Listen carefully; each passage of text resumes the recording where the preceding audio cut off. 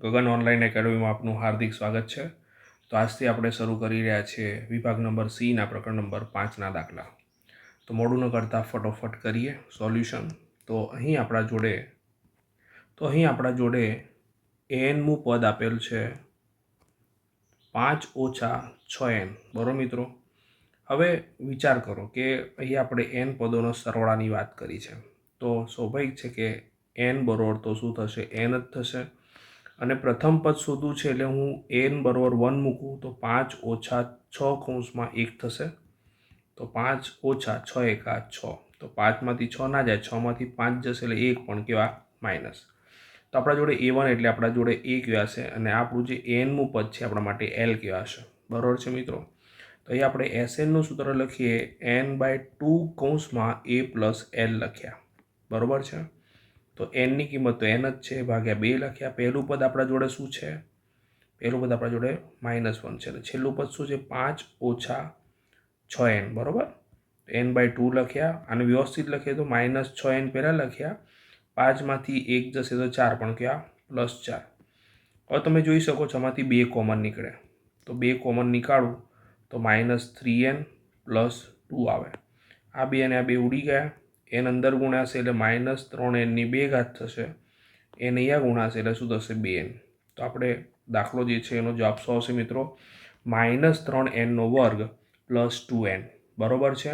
Next દાખલા તરફ જઈશું। 2માં આપણને એવું કીધું છે કે એક સમાંતર શ્રેણીનું એનમું પદ આપણને આપેલ છે, તો આ શ્રેણીના પ્રથમ 15 પદોનો સરવાળો શોધો।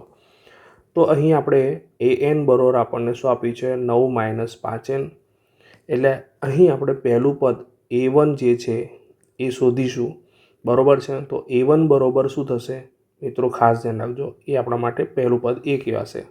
અહીંયા આપણે a1માં એનની જગ્યાએ શું મૂકીશું, 1 મૂકીશું, તો 9 ઓછા 5 કૌંસમાં શું થશે 1 થશે। તો 9 ઓછા 5 એકા 5 એટલે કેટલા આવશે, 4 આવશે। હવે આપણે ટોટલ કેટલા પદોનો સરવાળો શોધો છે, 15 પદોનો, એટલે n બરોબર 15 લઈશું, તો એ 15 બરોબર આપણા માટે છેલ્લું પદ કહેવાશે 9 ઓછા 5 કૌંસમાં શું લઈશું, 15 લઈશું। ખ્યાલ આવ્યો મિત્રો, કે જ્યાં n હતું ત્યાં પહેલાં 1 લીધું અને પછી આપણે 15 લીધા, બરાબર છે। તો 9 ઓછા 15 પંચા કેટલા થાય, 75 થાય, બરાબર છે મિત્રો। તો અહીંયા 75માંથી 9 જશે એટલે 66 આવશે મિત્રો, પણ કેવા માઇનસ। તો આપણા જોડે એલ છે, એન છે અને એ પણ છે, તો આપણા જોડે એસએનનું સૂત્ર આપણે જાણીએ છીએ n/2 કૌંસમાં a પ્લસ એલ। તો આપણે 15 પદોનો સરવાળો લેવાનો છે, એટલે s15 લખ્યા, 15 ભાગ્યા 2 લખ્યા, ગુણ્યા એની કિંમત આપણા જોડે 4 છે અને એલની કિંમત આપણા જોડે -66 છે, એ કૌંસ આપણે મોટો કરી નાખીએ, બરાબર। 15 ભાગ્યા 2 લખ્યા, ગુણ્યા 66માંથી 4 જશે એટલે 62, પણ કેવા માઇનસ, બરાબર છે। 31 દુ 62 પણ કેવા માઇનસ। તો 15 ગુણ્યા -31 આપણે કરવાના છે મિત્રો, તો આ ગુણાકાર કરતાં આપણને -465 મળે। નેક્સ્ટ દાખલા તરફ જઈશું। પછીનો દાખલા નંબર 3ની વાત કરીએ। સમાંતર શ્રેણીનું 11મું પદ 38 છે અને 16મું પદ 73 હોય તો તેનું 31મું પદ શોધો। તો સર્વપ્રથમ આપણે જાણીએ છીએ કે 11મું પદ 38 છે એ આપણને આપેલું છે। હવે મેં તમને એક સૂત્રમાં કીધેલું કે an = a + n - 1 × d આપણું એનમાં પદનું સૂત્ર છે। તો જો અહીંયા 11 હોય તો અહીંયા 10 થશે, કેમ કે એક ઓછા છે, અહીંયા 16 છે તો અહીંયા શું થઈ જશે, 15 થઈ જશે, એટલે ડાયરેક્ટ લખીશું a + 10d બરાબર 38। સમીકરણ નંબર આપણું શું મળ્યું, 1। એ જ પ્રમાણે 16મું પદ આપણા જોડે 73 આપેલ છે, બરાબર છે। તો શું થશે, a + 15d બરાબર 73, સમીકરણ નંબર 2। આપણે સમીકરણ 1 અને 2ની શું કરી નાખવાની મિત્રો, બાદબાકી કરવાની, તો એનો લોપ થઈ જશે। સમીકરણ 1 અને સમીકરણ 2ની બાદબાકી કરતા, તો બાદબાકી કરીશું તો આપણું જોડે સમીકરણ પહેલું જે છે a + 10d છે બરાબર 38, અને બીજું જે છે a + 15d છે બરાબર 73। આપણે એની બાદબાકી કરીશું તો બીજાની બધાની નિશાની પ્લસ છે તો બધી માઇનસ થઈ જશે, તો એ લોપ કોનો થઈ જશે, એનો લોપ થઈ ગયો મિત્રો, બરાબર છે। તો 15માંથી 10 જશે એટલે 5d પણ કેવા માઇનસ, બરાબર છે કે નહીં। 73માંથી 38 આપણે બાદ કરવા છે. તો 73માંથી 38 જાય તો એ 10 ખોલી દો, કટ મારે એટલે 6. તો 10માંથી 8 જાય એટલે 2 ને 3 5 આવશે અહીંયા, બરાબર છે. 6માંથી 3 જાય તો 3 એટલે અહીંયા 35 આવશે, પણ કેવા આવશે? માઇનસ આવશે. માઇનસ માઇનસ કેન્સલ થશે. 35/5 તો 5 સીતા 35, એટલે આપણા જોડે ડીની કિંમત કેટલી મળી મિત્રો? 7 મળી. ઓકે, આપણે આને થોડું ઇરેઝ કરી નાખીએ, આગળ વધીએ. હવે આ જે ડીની કિંમત મળી આપણને, એ કોઈ પણ એક સમીકરણ મૂકો. તો ડી બરોબર 7 સમીકરણ 1માં મૂકો, કાં તો 2માં. આપણે 1માં મૂકી રહ્યા છે, તો 1માં મૂકતા તો a + 10 કૌંસમાં 7 લખી નાખ્યા. જો અહીંયા ડી હતા ને, તો એની જગ્યાએ મેં શું લખ્યા? 7 લખ્યા, બરાબર છે. બરોબર કેટલા છે? 38 છે. તો 10 + કેટલા થાય? 70. માટે a + 70 બરોબર 38. ઓકે, તો a બરોબર 38 ઓછા 70. 70માંથી 38 જાય મિત્રો તો 32 મળે, પણ કેવા? માઇનસ, કારણ કે મોટાની નિશાની શું છે? માઇનસ છે. તો આપણને એ અને ડી મળી ગયા. હવે આપણને આગળ રકમમાં એવું કીધું છે કે 31મું પદ શોધો. તો 31મું પદ એટલે શું થશે? a + 30d થાય કે ના થાય? બરાબર. એની કિંમત -32 લખીશું, વત્તા 30 કૌંસમાં ડીની કિંમત આપણે લખી 7, તો -32 તો લખ્યા. 3 સીતા 21 એટલે 210. પાછળ 0 મૂકવાના ને. 210માંથી 32 જશે મિત્રો, તો આપણને જવાબ કેટલો મળશે? 178. તેનો મતલબ એવો થયો કે 31મું પદ આપણું શું થશે? 78 થશે. શું થશે? 78 થશે. નેક્સ્ટ દાખલા તરફ જઈએ મિત્રો. તો મિત્રો દાખલા નંબર 4ની વાત કરીએ. તો એક સમાંતર શ્રેણીનું ત્રીજું પદ 7 છે, એટલે મેં a3 બરોબર શું લખ્યા? 7 લખ્યા મિત્રો. તો a + 2d લખી શકાય, બરોબર 7, સમીકરણ નંબર 1. અને 7મું પદ ત્રીજા પદના 3 ગણાથી 2 વધુ છે.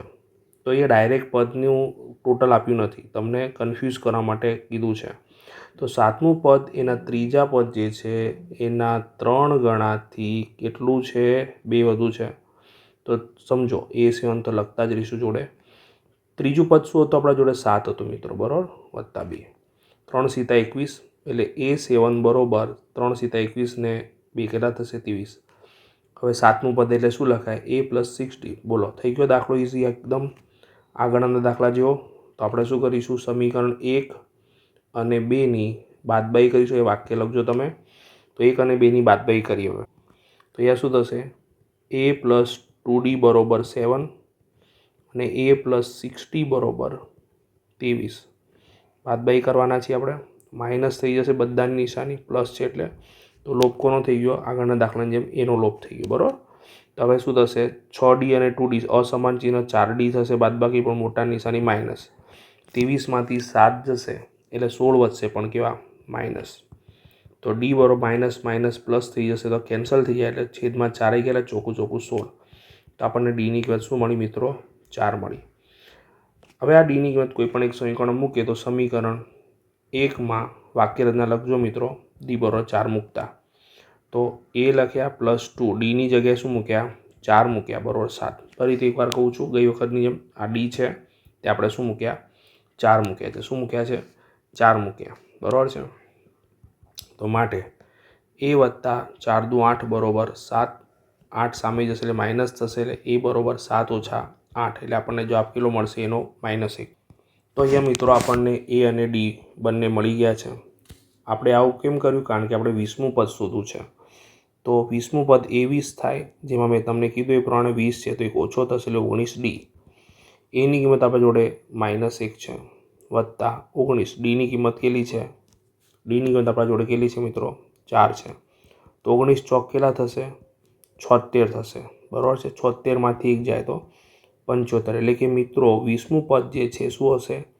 75 હશે. આશા રાખું છું તમને ખ્યાલ આવી ગયો હશે. નેક્સ્ટ દાખલા તરફ જઈએ. દાખલા નંબર 5ની વાત કરીએ. સુબ્બારાવે 1995માં ₹5000ના વાર્ષિક વેતનથી કામ શરૂ કર્યું અને તેમને દર વર્ષે ₹200ની વેતન વૃદ્ધિ મળે છે. તો કયા વર્ષે તેમનું વેતન ₹7000 થશે?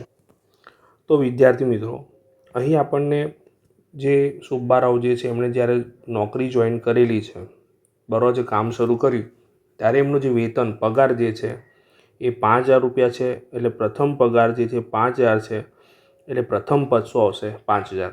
દર વર્ષે 200 રૂપિયા વધે છે એ સામાન્ય તફાવત દર્શાવે છે, તો રૂપિયા 200 જે છે એ આપણા માટે ડી છે. હવે આપણને શું કીધું છે કે 7000 વેતન ક્યારે થશે, કયા વર્ષમાં? તો આપણે કહીએ ભાઈ એનમાં વર્ષમાં એમનું વેતન 7000 થશે, એટલે એન મારે શોધવાના છે. તો એન બરોબર આપણા જોડે કેટલા આપેલા છે? 7000 રૂપિયા આપેલા છે. તો એનમું પદ શોધવા માટેનું સૂત્ર a plus n minus 1 into D છે, બરોબર 7000.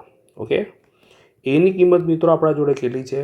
5000 છે, પ્લસ એન તો શોધવાના છે -1, ડીની કિંમત આપણા જોડે 200 છે, બરોબર 7000 લખ્યા.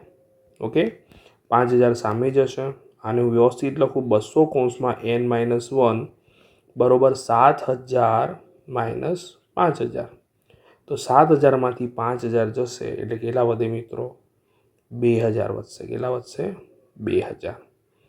હવે 200 છેદમાં જતા રહેશે એટલે n-1 બરોબર 2000 છેદમાં 200.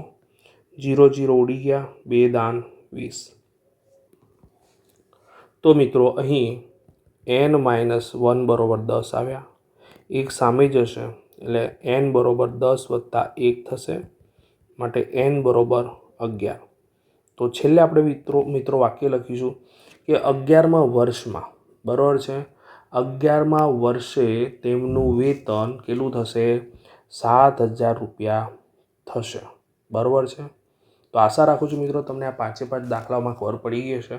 ટૂંક સમયમાં હું બીજા 5 દાખલા પણ સોલ્યુશન લઈને આવીશ, તો સરસ રીતે આ 5 દાખલાનું સોલ્યુશન કરો, બરોબર છે મિત્રો. અને જો તમે હજુ પણ મારી ચેનલ લાઈક સબસ્ક્રાઈબ ના કરી તો સબસ્ક્રાઈબ કરવા વિનંતી. તો આવી રીતે મને વધુ મોટિવેશન મળશે, વધુને વધુ હું તમારા માટે સોલ્યુશન લાવતો રહીશ.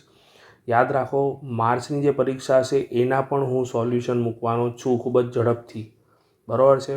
એમાં લગભગ હું ગણતરી રાખું છું ગણિત અને વિજ્ઞાનના પણ સોલ્યુશન મૂકીશ. ઓકે, તો ગણિતના સ્ટાન્ડર્ડ, બેઝિક અને વિજ્ઞાનનું પણ સોલ્યુશન મળશે. ઓકે, તો ત્યાં સુધી બધા સરસ રીતે તૈયારી કરો. Bye bye, have a nice day.